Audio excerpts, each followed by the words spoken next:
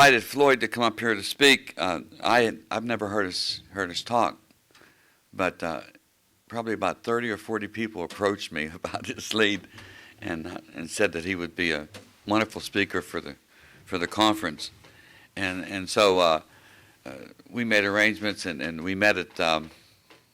I met him one other time up at another meeting, and just his body language and his personality just confirmed the fact that he was a good speaker for up here. And then we met him at Cracker Barrel for breakfast, and we had a real nice breakfast, and I'm really want to hear his story, so I'm going to give you Floyd from Pittsburgh. Floyd.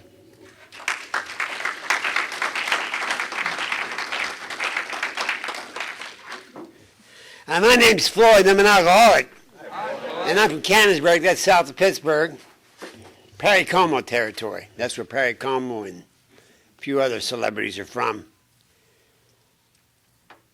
I say I'm an alcoholic, and I didn't know what that I didn't know what that was. When they mentioned AA, I heard it over the years, AA. I thought it was the Automobile Association. I didn't know what that had anything to do with drunks. You know, it really makes me feel comfortable. I look out over you. You don't look like a bunch of alcoholics or Al-Anons, because you got your own look too. You know. I just want to get right to the miracle, and that's what I call this, is a miracle. I was born in the Pocono Mountains of Pennsylvania, and I was one of 10 kids. There were 7 boys, 3 girls. Both parents are alcoholics, both of them, hardcores. I never remember my mother drawing a sober breath in her life. She never wore stitched clothes, never cooked a meal, never cleaned the house. My mother would wake up, sit up, and drink up, in that order, every day, as long as I can remember. Dad would go to work and leave a bottle of Four Roses whiskey on the chair next to the bed with $2 underneath it every morning. I wondered why he did that. But I found out years later that she would get up and sit on the edge of bed and turn that bottle up, take that $2, stick it in here, give us our orders. The girls were to clean the house. The boys had odd jobs to do around the house. We lived in the ghetto area of our community, the other side of the tracks, and it was dirty and poor, and we didn't have a lot because, you know, we had 10 kids, and then supporting 2 habits, there was nothing that, we ate a lot of oatmeal. We go to school with butter sandwich with sprinkled with sugar. That was a big thing, and that's what we took to lunch for school. I remember one time my sister had a pair of these black patent leather shoes that had a little strap that went over them. Well, I didn't have no shoes. And so I cut that strap off, and I put them on, and I tried to pass them off as loafers. I was in 3 fights that day because it didn't fly. It just didn't fly. So needless to say, I would come home. My father was a violent drunk. He'd get drunk, and then how he ever got up at 7 o'clock in the morning, went out that door to work, I'll never know. But he did it every morning. Either it was because he knew he needed to get his habits applied, or because of us kids. I didn't think he cared about us. But he must have cared somewhat, because he was out that door every morning at 7 o'clock working, 6 days a week. How he did that, I don't know, because he came in 2 o'clock in the morning drunk, raging bull. I never understood that, how he could do that. Well, I spent a lot of time running the streets, because I didn't want to be at home. I didn't like it there. So I ran out in the streets with guys who were like me, smoking cigarettes, drinking wine. We used to get the local drunk to buy us a bottle of wine, go down by the ball field and drink it and get funny. And cops would go to my father and say, you better do something about that boy. He's going to get himself. He says, he'll outgrow it. Leave him alone. Pop didn't care. I spent a lot of time away from home. I wouldn't come home, and I'm 12, 13 years old. I wouldn't come home until 1 o'clock in the morning. I'm out running the streets with these other guys, and we're getting in trouble, and we're doing this, and we go into the local 5 and 10 or to the drugstore and reach over the glass thing and get cigarettes and stealing them and stealing comic books, marble, you know. stuff like that, anything. And we got a reputation. Mothers would tell their boys, don't run with them Ridley boys, they're a bad crew. It wasn't my brothers and sisters, they all were cool. It was me. My brothers and sisters were afraid of my father, that's why they never got out of hand. I didn't care. Even then, I didn't care. My dad would beat me because he'd be beating our mom, and I'd get between them, and he'd start whipping on me. But my thinking was, he's not hitting her no more. And that's the way I looked at it. And so I started getting in a lot of trouble. When I was 14 years old, I robbed the guy's house. And I got caught, and I went to court, and I got put on probation. But they took me out of my father and mother's custody, and they put me with my sister, who was married and had 6 kids of her own. But she lived up in the Pocono Mountains. I mean, out of town. And all I had to get in trouble up there with was bears, raccoons, and squirrels. There was no place to run up there. So for the next 2 years, I was in her custody, and I went to school. I didn't do nothing. I just sat there. I wouldn't do the work. I kept failing. They kept keeping me back. When my brother caught up to me in 7th grade, it was time for me to leave. I told my sister, and at that time, if you were 16 years old, I'm 16 years old in the 7th grade. That's a trip.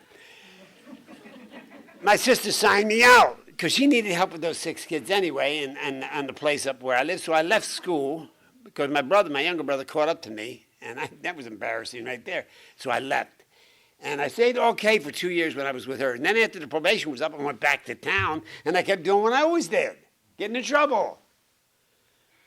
Well, I got caught again for another robbery charge. I had light fingers, I guess, or something. But I always needed money in my pocket to impress you. I thought I could buy my friends that way. That's why I always had to have money. I got caught this time, and the judge says, you do one of 2 things, Floyd. You either go in the military or you're going to jail. Well, I signed a dotted line for the Marine Corps, and I went there, and I was a good Marine. I did good while I was there. I went in 1962, and the Vietnam War was starting to escalate. A lot of boys were starting to go there now. I figured that's my next stop was Vietnam. And I had a drinking habit I had developed already, running with those street guys. And I didn't even know it. I was alcoholic already because when I didn't have it, I went looking for it all the time. I went looking for it.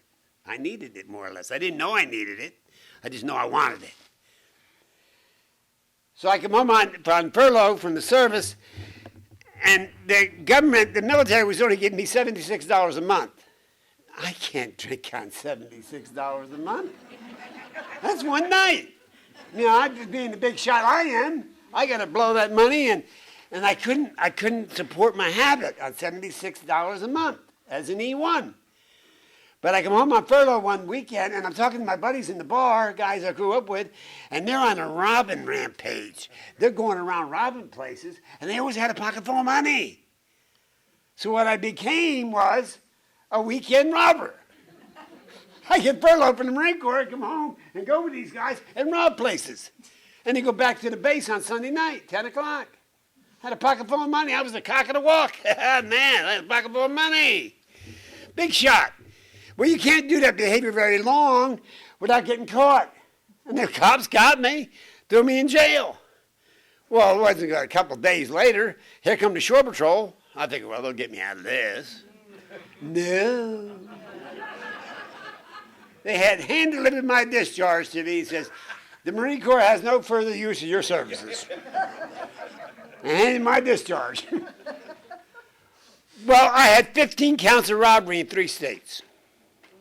I lived on the border of New York and Pennsylvania. You went 6 miles north, you were in New York State. You went a mile east, you was in Jersey. The Delaware River snaked through there, and that's what separated the 3 states. Well, I was robbing the states I didn't even know I was in. I didn't know I was in Jersey. The money was the same.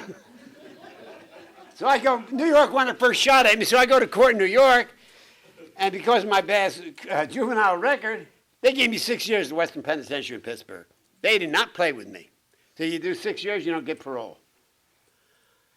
And I had detainees from New Jersey and New York. They wanted my butt next.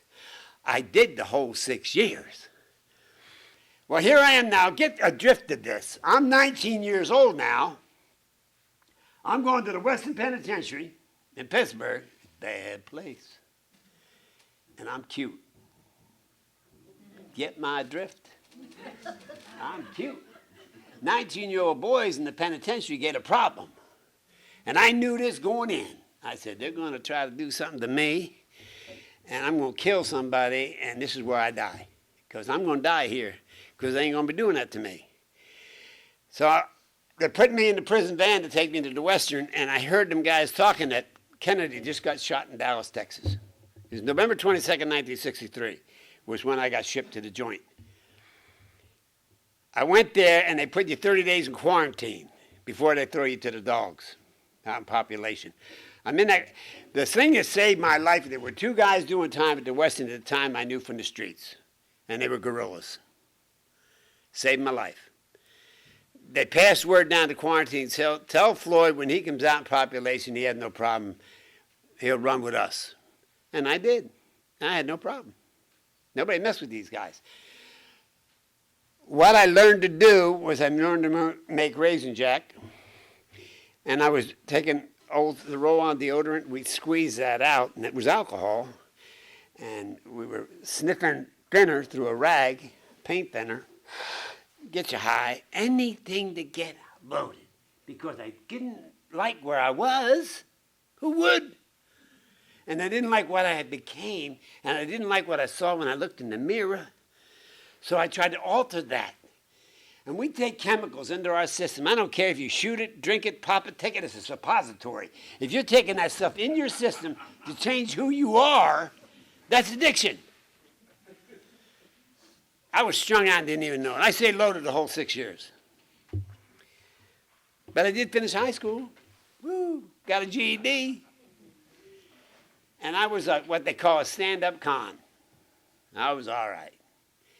Well, I think, 6 years is up in 1969. I go walk out of there. They're giving me a suit. And I think, I'm forgetting. There's 2 detainers on me. I walk out the front gate, and there stands New Jersey. Hello. I said, oh, God, I forgot about you guys. 2 U.S. Marshals. They take me down to Jersey, try me, give me 7.5 to 15 years. Right off the bat. 7.5, 15 years in Trenton. I go, oh, my God. My knees buckled. I says, I can't do no more time. And this finished doing 6. But the judge of the Western wrote that judge a letter, the warden, and said that he recommended leniency because I wasn't a bad guy. I could have told him that. So he suspended the sentence, and he says, on the grounds you'll never step foot in the state of New Jersey again. I said, Your Honor, I won't fly over your state. And I meant it. I won't fly over your state. I left, and New York picked me up. Now, they made a deal with me. New York said, well, we get you for 5 counts. If you make restitution, we'll drop the charges. We won't prosecute you. Well, I had all this money that I had robbed. I had stashed it in the Chase Manhattan Bank in New York City. I had that money sitting there. It was a lot of money. I said, you mean if I give you the money back, I don't have to do no more time? He said, that's it. I gave him the key. He said, there's the key to the safe spot. And I never did no more time. Now, here I am, had 15 counts, 3 states, and I did 6 years. I'm a pretty lucky man. I should still be in there. But God in his mercy even then had mercy on this drunk. Here I am, 26 years old, and I got a suit that the joint gave me and $40 in my pocket.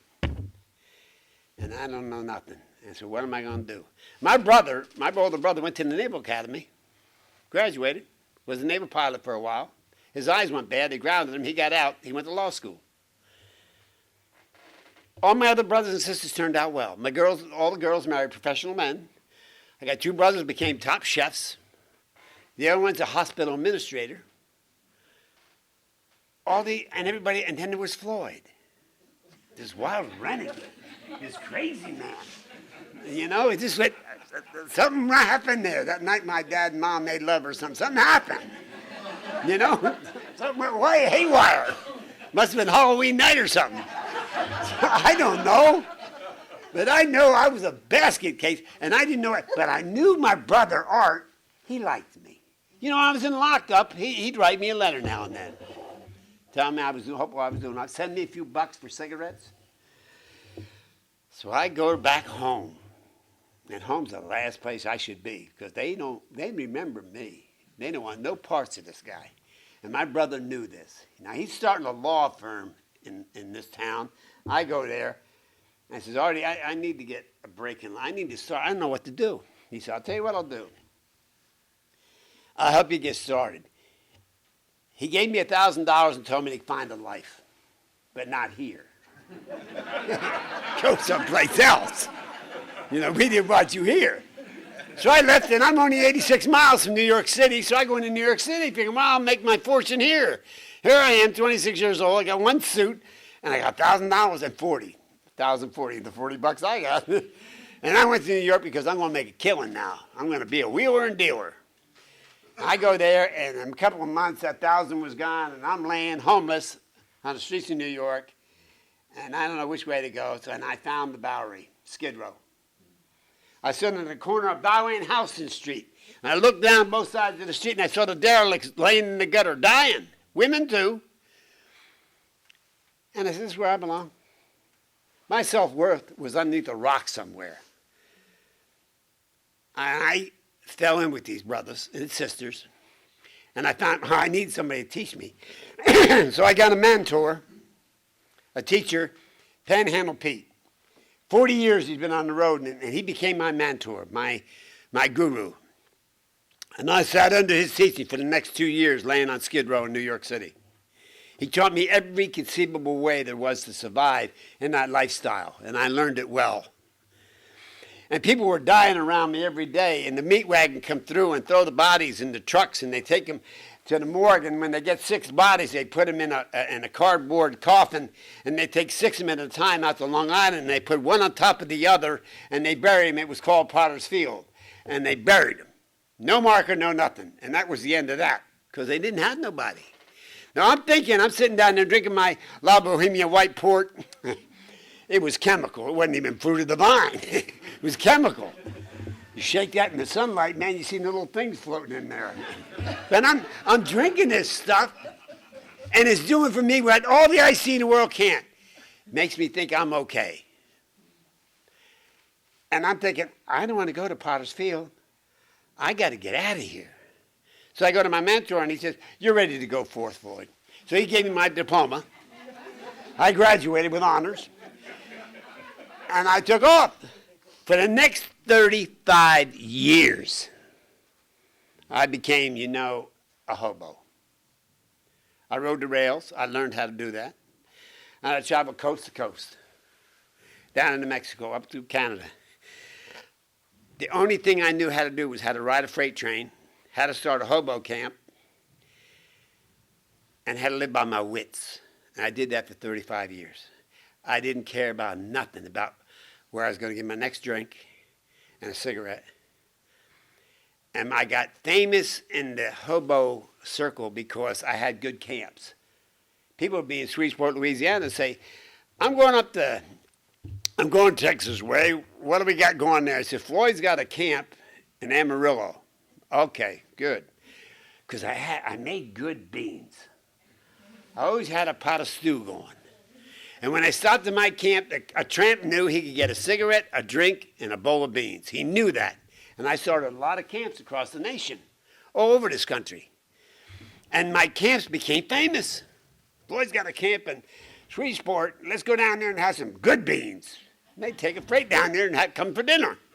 We'd sit around, we'd hobo camp and drink wine and eat beans, smoke cigarettes, and talk trash. Like, it don't get no better than this.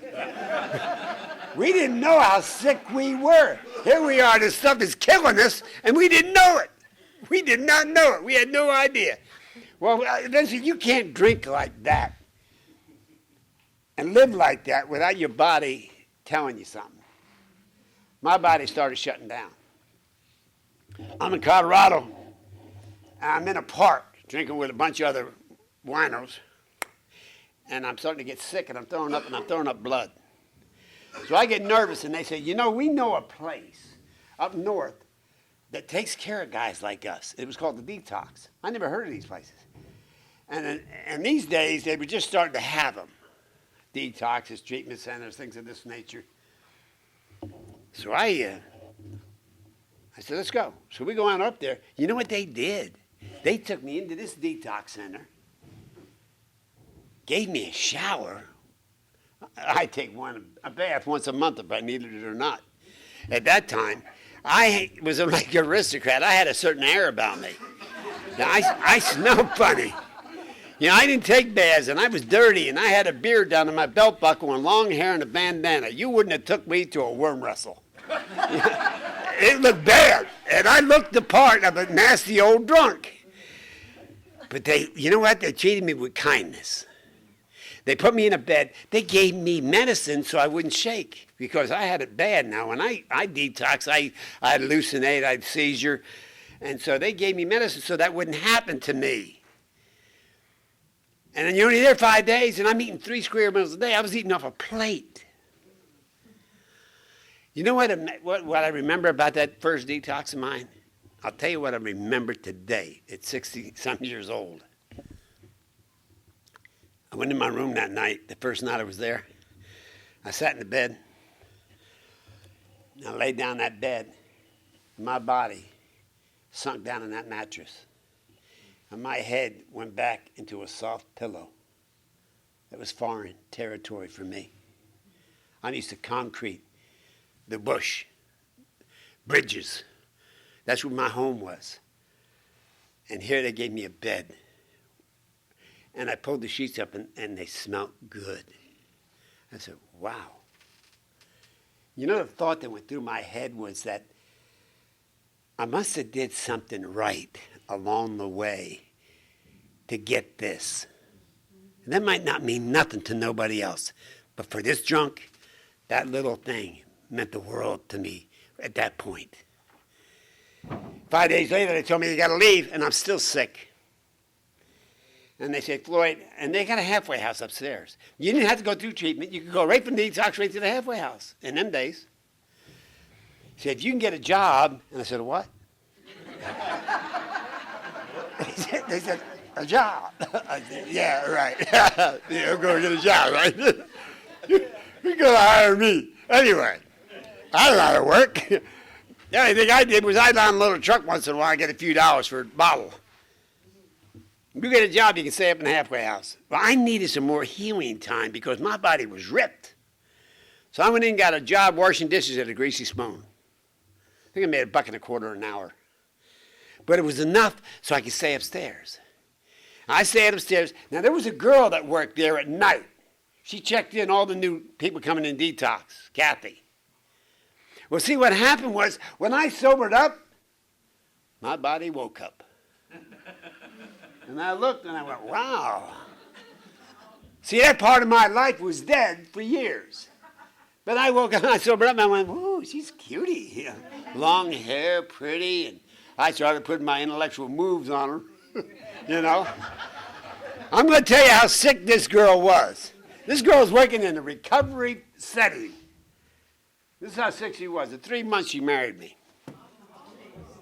I was there for 3 months. Working at night, washing in dishes, and I conned her and I sweet-talked her, and 3 months later, she was going to save Floyd. She was going to take me away from all this. She took me and married me. And took me into her home with a car, and her dad was a Shriner, and he thought she was stark raving mad. He said, you lost your mind. But she didn't know that once I got out of that halfway house and went home with her, I started drinking again. I got a couch to sit on, a coffee table to put my wine on. You know, I'm a big shot now. Well, she put up that for a year because she thought she was really going to save me. She realized a year later that it wasn't going to happen. I was getting worse and worse and worse. And she was pregnant. She said, Floyd, if you don't do something, I'm gone. And I didn't believe her, so I kept drinking, and she was gone. Well, when she was gone, I did what I always did. I packed a ditty bag and jumped a freight train. I'm back to the life I knew. I didn't need this anyway. They don't know who I am. I'm the Ripper, King of the Road. Boom, there I go. 3 years more. I'm out there on the road, running around the country like crazy, man. And I'm in San Bernardino, laying on Skid Row like I always did. And there's a guy in AA coming down there every day in that alleyway with a pack of cigarettes and a thing of coffee. Try to talk to me about, do you want to get sober? I said, what are you, crazy? Get away from me. Then I started being nice to him because he brought me that pack of cigarettes. I need them cigarettes. So I get a noble thought one day. I'm going to call my wife, my ex-wife, and find out what we had, a boy or a girl, because she was pregnant when I left. This is 3 years later. I call her, collect, of course, and said we had a son. Would you like to see him? And I said, yeah, you can see him. You can come up to Denver. I'll meet you at the airport. And I'm thinking, she thinks I'm going to fly. I'm jumping on a freight train, man. And you meet me at the yards. I'm thinking this. So she says, you come out up, you can see your son, as long as you're not drinking. I couldn't stop. So the guy from AA sitting there, he gave me the money to make the phone call, his card. He says, Floyd, you need to go there and heal this relationship with your ex-wife and make some kind of amends to her and your baby. 3 years old now. I said, all right. I says, I'll go down to Salvation Army, get a clean set of clothes, and I'll jump a freight. And you want it? No. I'll buy you a plane ticket. This guy bought me a plane ticket to Denver. This guy from AA gave me a few dollars. He says, let me know how it goes. So I called, tell her I'm coming. By the time my flight and everything, I get off the plane. Here she's standing with a 3-year-old redheaded boy. What do you say? What do you say? I'm thinking about this. There ain't nothing coming. I don't know what to say. What do I say to her? I'm sorry. Sorry I wasn't there. A bing, a bang, a boom. What do you say? Oh, this slick Floyd didn't have nothing to say. And I stood there and looked at him, and I looked at her, and she put her arms around me and hugged me. And she had the audacity to look at me and say, do you want to try it again? Like she wanted me back. Can you believe that? This girl had to be sick. So what kind of drugs are you shooting? That's what I thought. Well, I said, yeah, we can try this. Well, she took me home with her. I lasted 3 days. It didn't take her long this time. She saw that he didn't change. She said, I'm sorry, Floyd, it ain't going to work. So I left. Packed little bags on freight train, gone. 20 more years I drank. Up until I got sober. They told me in a hospital out in the Midwest, I was so bad at this time. I weighed 98 pounds. I was dying. They rushed me to a hospital. The doctors came into the emergency room and said, Floyd, you're going to die in probably a month. You'll be dead. You got cirrhosis. You got pancreatitis. You got a growth the size of an orange by your bladder. Your kidneys are shot. Your lungs are ready to collapse. You're a mess. And you're going to die. Is there anything else, Doc? That was my attitude. I did not care. I didn't care about nothing. Anything else? No. I said, thank you. So I leave and go get a jug. And I'm sitting there. I remember having that bottle in my hand. And what I said to myself, I said, let me figure this out now. Got all that going on with me. Let me figure this out. Oh, yeah, it's all getting clearer now. I know what the problem is. It's you. This ain't me. They're crazy, man. I felt good, man. There ain't nothing wrong with me. Shit, they can't kill me. But then that little twinkling thing in my head told me, if they're right, and I die some night by myself, they're going to put me in Potter's Field. God, I don't want to go there. So I called my brother, the lawyer. Collect. Hi, Art. And I told him what the doctor said and everything, and he says, I'll tell you what I'll do, Floyd. You keep my phone number and address in your wallet. I didn't have a wallet. But I said, all right, I'll keep it in my pocket. He said, when you die and they find the body, they can call me. I'll see that you're buried. and I'll see you get a little stoned. I'll do that much for you. Have a good day. And I said, oh, I need some, I thought of coming up to see you. No, where are you? I'll send you some money. Just stay where you're at. So he sent me $200-300, Western Union. Keep me away. He says, I'll bury you. I said, okay, now I'm going to be noble about this, because I'm a nice guy, right? I don't want him to have to ship my body all the way across country, so I moved back to Pennsylvania. So he don't have to, no problem from Pittsburgh to the Pocono ain't that far, so it'll make it easy on him to send the body. That's my thinking. I'm actually thinking like this. So I come to Pittsburgh, and I opened up a condo underneath the 10th Street Bridge on the south side. I moved in there, and for the next 3 years, that's where I lived. I lived underneath that bridge, and I would hustle the streets of Carson Street, and I would go down in the morning and help you ladies carry your groceries to your car from Giant Eagle, and they'd give me 50 cents or quarter. By the time the liquor store opened, I had $20. I had it made. I go back with a half gallon of Mad Dog. I get nose bags from the butcher, and they didn't have butchers anymore, so that went out. That was the ends of the meat that the butcher used to cut. He put them in a bag and saved. We call it a nose bag, because it was the noses of the meat. Go in there and give him 35 cents, he'd give you that bag of ends of the meat. And that's my diet. I take that back to the bridge, have my nose bag, a pack of cigarettes, a half gallon of Mad Dog, and it don't get no better. I thought I was in cat heaven. I actually believed it. That's how sick the alcoholic mind was working. Long as I had that drink, I could be anybody I wanted to be, and I could try to convince you I was okay. I started getting real sick. And I says, well, I don't want to die on this bridge. I'm watching the ice go down the river in the middle of the winter. I'm sitting 3 o'clock in the morning, the cops would come under the bridge to check on me to see if I'm still alive. You all right, Floyd? You know, we can help you. No, I'm all right. I'm all right. They leave me alone. I didn't cause no trouble. So I think maybe if I move out of Pittsburgh, I need to get out of the big city. So I went to Washington, PA. And I opened up a camp in the woods next to Coca-Cola. There's a wooded area. I needed running water, so there was a brook there. So I moved to camp there because I needed running water, of course, for my apartment. So I had a lean-to, and I had all what I need, my necessities. And then I went hustling in Main Street in Washington. You don't do that like you do in Pittsburgh. They frown upon that kind of behavior in a smaller town. It's like panhandling. Can you imagine me panhandling here? I walked down the street, I say, boy, I'll tell you, they had me locked up before I got 2 blocks. But I get to Washington, and the cops keep giving me tickets for public drunk. They don't lock you up. They give me tickets, $65. Oh, look at this. You obeyed us. Says, yeah, you got 10 days. Yeah, you're right. Now I get 4 or 5 of these in a couple of days. And Chief Justice Spence, they pick me up one day and bring me before him.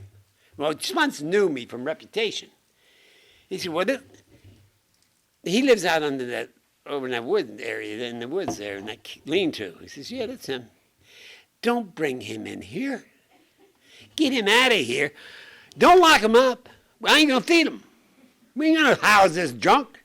Get him out of here. Don't pick him up. Don't give him tickets. He ain't going to pay him. Just make sure he don't bother too many people. If he gets too out of hand, then we'll lock him up. But I didn't bother nobody but just hustle you for a nickel, dime, buck here, whatever. I was nice about it. That's why people didn't complain, because I had a charisma. And I had that way about me. But then I started getting real. The sickness started getting worse and worse and worse. So I'm going down Main Street one day, and I wasn't that drunk yet. And I fell out. My body just refused to work anymore. They rushed me to Washington Hospital, and they said, Floyd, there's a place in Canonsburg. It's a personal care home. And they got a bed for you. You're going to die here in a little while because your body, everything's shutting down at once. So why don't you let us take us up there? The doctors at least can make it comfortable for you. And I said, okay. So they take me up to this personal care home in Canonsburg. The government was picking up the tab. I don't know how they did that. They got the government to pay for it, which is pretty cool, because I didn't have no money. The government says, all right, we'll pay for his for you guys to work with them. They went through welfare somehow, and they got this all set up. Now, I'm in this personal care home, but I ain't stopping the drinking. I ain't doing that. I found out where the bars were, and they got one bar that opens up at 7 o'clock in the morning, and that was it, North of Bain. And I'd walk there in the morning from Canonsburg to get that drink. And I kept drinking. I kept hustling. And when I was able to, I'd paint something, because I was a painter. Once in a while in my life, I could paint. And I get a few dollars and I get drunk. And well, the nurses at this personal care home called the owner and said, we can't, Floyd's drunk every night he comes in here. What are we going to do? We can't do this. The owner was about money. He said, he's getting $1,000 a month from the government to keep me. He ain't throwing that out the window. Says, if Floyd causes any trouble when he comes in? No, leave him alone. He ain't going to be with us that much longer anyway. They said, okay. So they left me alone. I kept doing what I did. And I fell out one night there in the personal care home. They rushed me to the hospital, and they had to operate that night. They cut me. And I'm laying there in the recovery room at Canonsburg Hospital, and a surgeon from Allegheny General walked through. He picked up my chart, looked at it, looked at me, and he told the surgeon, says, transfer him to Allegheny General right now. So they sent me to Allegheny General, and for the next year, I had 6 operations. They removed the lung. They took so many feet of my intestines. They took that growth by my bladder away. They were giving me medicine for my cirrhosis and my pancreatitis. And I weighed 95 pounds, tops. And I'm laying there, and they got all these tubes stuck in me, and I got tubes stuck in there to feed me with, and tubes in my nose, and tubes in my butt. And I'm laying there, and they just finished taking a lung. And the doctor's telling a guy from AA, because you know what? The guys from AA were the only guys who would come to see me. And they were from Canonsburg. They'd drive all the way to Pittsburgh and sit in my room and talk to me. And I didn't even hear them. You know, if you don't drink, Floyd, you don't get drunk. What an awakening. No shit, Charlie Brown. You know, it don't have to be like this no more. But I was so cocky, so full of myself. I didn't want, these guys are crazy. Don't drink for 30 days. What, are you out of your mind? But the doctor's talking to this one guy who today is my sponsor, Jim, who's got over 30 years sober. He stuck with me. 10 years he messed with me. Even my last 10 years of my drinking, Jim tried to help me. I call him drunk. He came down to Washington to get me in the streets, and I cuss him out in the middle of the street. He just got out of bed 2 o'clock in the morning to come and get my butt, and I'm saying, you're full of crap, get sober, blah, blah, blah, blah, blah. And he'd go home. He'd tell his wife, he said, I'm going to kill him. I'm going to kill that guy. His wife would look at him and say, pray for him. Oh, pray for him. He didn't want to hear that crap at this time. He wants to kill somebody, especially me. The doctor's telling him in that room, he says, does he have family? He says, yeah, up in Poconos. He says, you better contact him. I said, why? Because he ain't going to make it. We cut him too many times too close together, and he's not strong enough. He's going to die. He ain't got the fortitude to fight back. I heard this. You know what? I don't care who you are or what you did or who you thought you were. Something like that, you can get humble real quick. Where the rubber meets the road. And I got scared for the first time, and I can't tell you when. I got scared because I said to myself, you know, if everything I ever heard about God is true, I'm in trouble. Because if I die, I thought this life was bad. This is just a kindergarten to where I'm going. And I got to really seriously thinking that way, laying in that hospital bed. Least I want to do is make sure your butt was covered before you check out. So I remember turning my head to the window, and I said, God, I can't get sober. And that still small voice, not verbal, in your heart, speaks to you. Says, I know. Floyd, you're in my way. I heard that just as clear as you said it to me. I heard it. the obsession they call about alcoholism. God, what he did that day, he took the obsession away. He said, Floyd, you do the footwork. You got to do this. I'm going to take the obsession, the gnawing that drives you to drink, I'm going to take it away. But you got to do the footwork. I spent another month in that hospital healing. Doctors were amazed because they figured he ain't going to last a week. And they sent me back to that personal care home. Now I'm still all tubed up. And I had a visiting nurse coming in every day ministering to me. And ever so slightly, they took this tube out, this tube out, this tube out. And I started eating soup and crackers and stuff like that. And then they started solid food, and eventually, and in a matter of, and then when I was able to walk, they had to send me out to rehab while because I couldn't walk because I was in bed too long. So they sent me over to Beverly, and the nurses walk around like this, and then I walked with a walker and then a cane, and then I was able to walk. For a couple of months, they kept me in that rehab, and then took me back to personal care home. My guy became my sponsor. He used to come on Saturday night, him and his wife, carry me to the car, put me in the car, to an AA meeting. And I'd sit there just like we are tonight, listen to some guy tell his story, and I started listening, and something happened to Floyd, because the day I left the hospital, that was my last drink. That was my last cigarette. I quit both of them at the same time. I gave them to God. I started putting on a few pounds. I started being able to motivate better. And then I asked the doctor, can I try to paint a door? And he said, yeah. So I painted this and I painted that. And I painted that and I painted this for the neighbor. And I started getting a little money and I was saving enough. I come home from a meeting one night. And then, Floyd, you got a phone call from your brother, the lawyer. I said, oh, God, somebody died. So I called him. I said, what's up? He says, some guy called me from Omaha, Nebraska, says he's your son. He's trying to find you. Remember that 3-year-old kid I walked away from 20 years earlier? What? Yeah.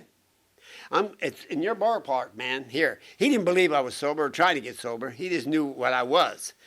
He gave me the number. I call it, and it was my son, Chris. Guess what? He's in the program 3 years when he called me. 3 years in recovery. He became an alcoholic himself. He wasn't even around me. He says, I talked to my sponsor, Dad, and he told me that I need to get in touch with you. And all I want to have is a relationship with my father. I hold no animosity towards you. I just want to have a relationship with my father. I said, how'd you find me? He said, Mom told me you were probably dead, but you had a brother who was an attorney. So I looked all the attorneys up in Pennsylvania until I found your brother. That's how he found me. So we started talking on the phone, and I started writing him. And then when I had a little money saved up from painting, I went out to Omaha, and he was married, had a grandchild, and I spent 10 days out there with him. You talk about a trip. I'm sober. I'm holding my grandson. I'm with my son. And I'm trying to figure this out. I don't deserve all this. My sponsor told me, he says, God must think you're worth it or he wouldn't have given it to you. So shut up, don't question him, just accept it as his gift to you. Because you didn't take a drink today, dummy. So I come back here to Canonsburg, and I'm getting well, and I'm going to the surgeon, and every once a month I go down to Pittsburgh, and they want to check me out, and they're standing there like this. I go in the room one day, and there's a bunch of doctors around there, and they're going like this, you ain't supposed to be here. And I said, what do you mean, you're supposed to be dead? I said, oh, sorry to disappoint you. Right? There's nothing wrong with the liver. The liver's fine. The kidneys are fine. Everything's fine. How you breathing? Fine. One lung. You know? They said, get out of here. You make us go back to medical school. And I haven't had a problem physically since. I weigh 190 pounds standing here today. I can afford these now because I paint now, and I make pretty good money in it. I try to give back to what was so freely given me. I get a lot of calls through 2, 3 o'clock in the morning. Some drunk wanting to talk to me. I go, oh, God. I know my sponsor went through now. Standing there saying, yeah, boy. Yeah, I said, yeah, I know. I know. I knew I put my poor sponsor through. You know, and my son came out and he spent 10 days with me. Then he came out here a couple months ago and led for me. I chaired the meeting in my home group, and he was my lead. Tell me there ain't no God. Tell me. And when he spoke, I said, boy, that apple didn't far fall from the tree. Because he looks like me, poor guy. And my grandson, to have the relationship I do now, he's divorced because his wife was an addict. She went back to using. She wouldn't get clean. He tried to work with her. She wouldn't do it, so he had to get out for the baby's sake. So he went to court, got total custody, and it's just him and the baby. Grandma helps, which is a blessing. She can't believe me. She don't believe this happened to me. But he wanted to meet his side of the family, my brothers and sisters. You know, they invited me home. I went to see my brother's got a mansion. He's got 100 lawyers working for him now. He's got a law firm. He's got offices in Scranton, Wilkes-Barre, Stroudsburg. He's got offices, 100 attorneys. I go up there and I'm sitting by his pool. Wow, get this, a pool. I'm sitting there like I'm somebody now. And I'm with my family and my sisters and my brothers and my nephews and nieces. They're calling me Uncle Floyd. God gave that back to me. But you know what I really look at? The miracle was you guys. Hey. When I was sick and dying in the epitome of hell in the beginning, sitting there in those chairs, you loved me back to health. That's what you did. You didn't care what I was. You didn't care I laid in the gutter, eating out of dumpsters, brushing maggots off of chicken bones and eating to survive. You didn't care about that. You loved me back. And that's what you did. AA did that for me. Put me in the cradle of its arms and loved me back to health and made me feel like I was worth something. I never thought I was worth anything, but you made me feel you're worth something, Floyd. And I never realized that. My brothers and sisters, we have a ball now. I go up there now. I'm going up after the conference. I'm going up there to spend some time. And we have a ball. Me and my brothers go hiking. And we talk about this. And my brother told me one time, he heard me lead in my hometown. My brother, a lawyer, sitting right there. He get up afterwards, tears in his eyes. He says, if I'd known it was that bad, you should have taught. I said, nah. It happened exactly the way it was supposed to happen. Because if you had known and you tried to do any more than you already did, I would have abused you. I would have took everything you had, and today you'd hate me. It happened exactly the way it was supposed to happen. I had to suffer like that so I could get to where I am now. I'm one of them hard cases that had to walk through the valley of the shadow of death to get to the other end. I owe AA my life. You guys love me back. And you haven't stopped. You keep getting around me and encouraging me and telling me when. And I sponsor guys. I get that one. I can tell somebody else what to do. That's a gas right there. And to have them listen, that's even a bigger one. You know, that's my life in a nutshell, and God's grace is beyond measure. I'm not a holy roller. But you know what? I go to a church. I started going back to church. This November, I'm going to be ordained into a deaconship. I'm going to be a deacon in my church. Can you imagine that? A Skid Row bum like me going to be Deacon Floyd. Deacon Floyd. That's what they're going to. And they're going to make me deacon of the youth. Everybody got an assignment. I'm going to be deacon of the youth. And there's 300 youth in my church. They're going to entrust their teenagers to this drunk. And I let them know. The ones that I have problems, I tell them what's waiting for them. Let me tell you what's down there. Because I've already been there. I know what's there. That's about all I want to share today. But I'd like to close my lead with this, if you don't mind. Last night I dreamed I passed away and left this world behind. I started down that lonely road, my destiny to find. I came to the crossroads where a bright sign did tell, turn left to heaven, my friend, or go right to hell. I didn't have to study long. I knew the path to take. So I started down that beaten road that leads to Satan's place. Satan met me at the gate. What's your name, my friend? I'm just Floyd, who came to a sad, sad end. Satan went through his files and said, you made a mistake, I fear. You're listed as an alcoholic. We don't want you here. So I went back to where I came, and that bright sign I did see, and I turned left to heaven, as happy as I could be. St. Peter was waiting at the gate, his files in his hand, and I knew it wouldn't be too long till I met the main man. Come, Floyd, my friend, for you I have a new birth. You're listed as an alcoholic. You've had your hell on earth. With a heart full of joy I entered in, and what to my surprise to see, my old buddy Bill and Cliff, and a friend named Lee. There was Kathy, Tanya, and Lorraine, and a gal named Belle, and I was sure happy. I thought they went to hell. You can learn something from my trip. You have a place in heaven if you try hard not to slip. If someone tempts you with a drink when you're not feeling well, you just tell them, loved ones, you're going to heaven. You already been to hell. Thank you.